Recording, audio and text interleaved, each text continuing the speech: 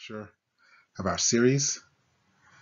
This lecture is part of the Anatomy and Physiology series, Orientation to the Human Body.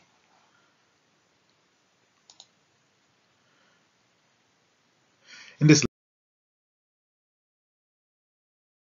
lecture, we will discuss the anatomic position, planes and sections, directional terms, regional terms, body cavities, and abdominal pelvic regions and quadrants. This is the anatomic position. Just look at this picture.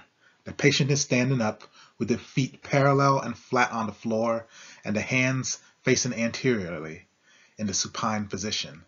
Note that no two bones cross each other. So that means if the patient has their arms crossed or if they have their legs crossed, they're not in the anatomic position.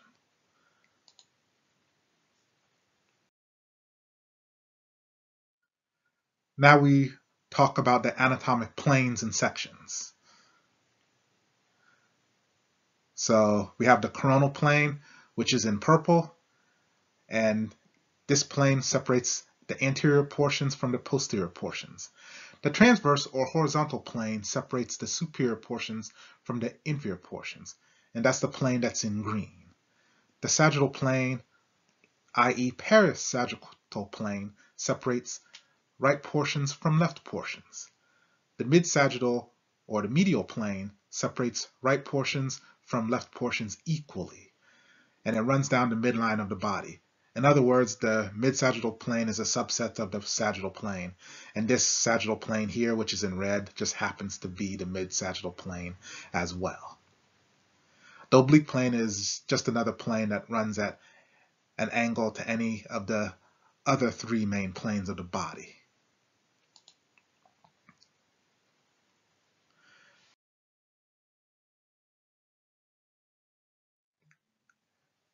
And as one can see, an understanding of cross-sectional anatomy is increasingly important in the clinical setting, where imaging such as CT scans and MRIs are used extensively. And just check out the axial, sagittal, and coronal sections of this MRI of the brain. In anatomy, we use directional terms in order to describe the orientation of a particular place on the body. And I'm going to go through these directional terms briefly. Anterior or ventral and posterior or dorsal are pretty straightforward. Anterior is in front, which is ventral, and if you look at the diagram, it clearly outlines anterior and posterior for you. Superior and inferior are also pretty straightforward. Superior is above or closer to the head. Inferior is below or closer to the feet. Cranial or cephalic means at the head end of the body. Caudal means at the tail end of the body. Medial and lateral refer to orientation pertaining to the midline. Medial is closer to the midline of the body. Lateral is away from the midline of the body, and that's also illustrated pretty well on this diagram here. Superficial and deep refer to how close something is to the surface of the body. Superficial means towards the surface of the body on the outside. So for example, your skin is a superficial structure. Deep is beneath the surface of the body on the inside. So your intestines are a deep structure. Then we have proximal and distal. Proximal means near, in proximity to. Distal means far, distant to. So proximal is near, closer to the attachment point of a limb on the trunk, and distal is far, farther from the attachment point on a limb on this trunk. And you can see this clearly on this diagram.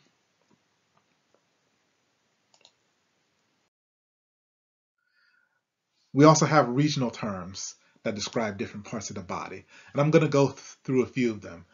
This diagram actually has an exhaustive review of most of the regional terms in the body, and I strongly advise you to use this as a reference. And the nice thing about having this as a video, having this lecture as a video, is that you can pause this to review these terms at your own pace. You can also take a screenshot of this picture and use that as a reference as well. But that being said, let's talk about these regional terms. So axillary means the armpit area. Brachial means the arm. So brachium literally means arm. Buccal is the cheek. Like whenever you do a cheek swab for some of these tests, or when you have that experiment where they ask you to get his cheek swab to look at slides, you're actually swabbing the buccal mucosa of your cheek. Carpal refers to wrist. Cephalic refers to head. Cervical refers to neck. Digital, phalangeal refers to fingers or toes. Femoral refers to the thigh region. Gluteal refers to the buttock region. Inguinal refers to the groin. Lumbar refers to the lower back. So when they talk about your lumbar vertebrae, they're literally talking about the vertebrae in your lower back. Mental refers to chin. And the way I remember mental is I think about that statue, that famous statue where you have that guy that's thinking with their hand on their chin. So that's how I remember mental. I just picture somebody sitting down with their hand on their chin thinking. Orbital means eye, and I think of the eyes as little globes that are in orbit. That's one way to remember. Plantar means the sole of the foot. So whenever you're standing, you have your feet planted on the ground. Umbilical refers to navel or belly button, and vertebral refers to spinal column.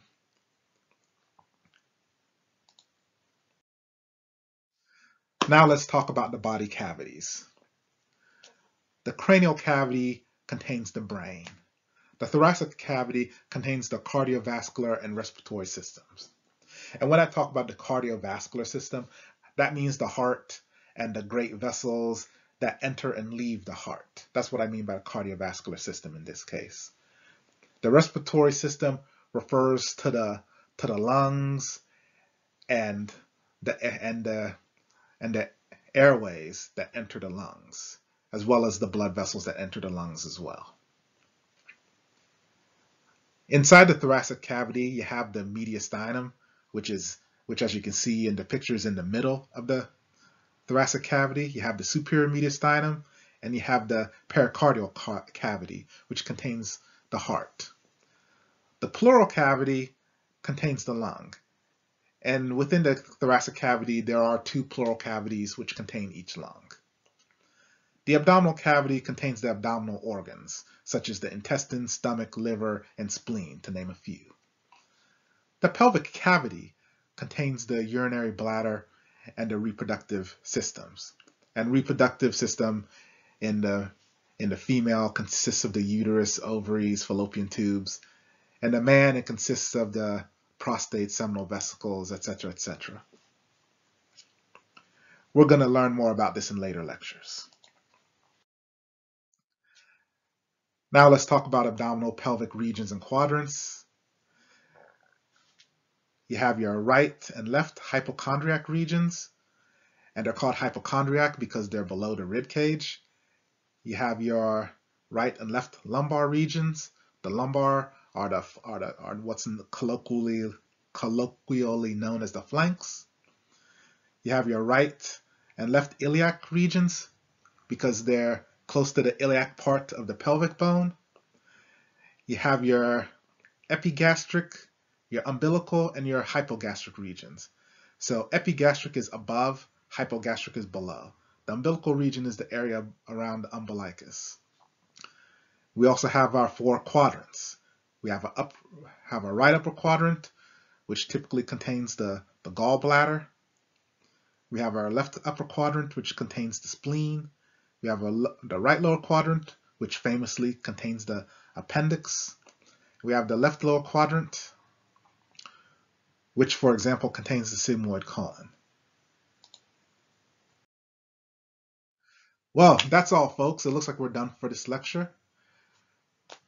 Like this video, subscribe, and please feel free to provide feedback. Thank you.